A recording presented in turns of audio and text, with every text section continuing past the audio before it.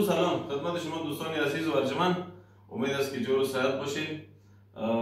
جلسه تمرین امروز خدا ارتباط دادیم با اوی عزیزانی که از خوب کار نکردن چشمان خود شکایت دارن.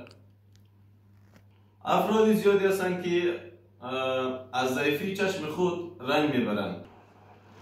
با دلایل مختلف عبارتن از مطالعه کردن زیاد، کارهای ذهنی و کارهای الکترونیکی که با کامپیوتر و تلفن زیاد شما مشغول هستید و کمبود ویتامین ها، ویتامین A، ویتامین B، ویتامین E. خب دوستای عزیز، ورزش یک علم اجتماعی است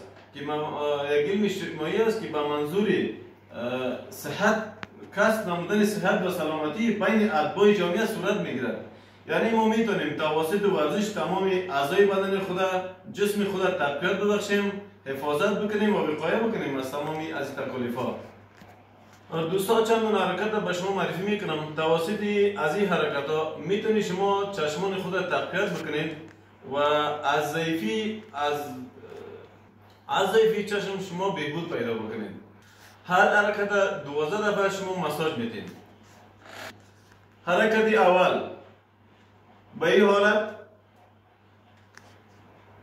حرکت دو به این حالت،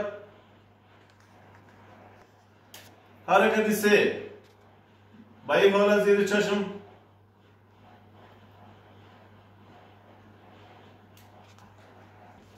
حرکت چهار بالا پایین دید میکنی،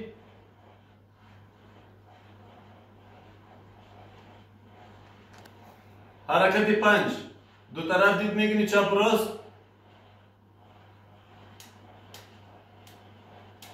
حرکت شش چشما دورانی دید میکنین،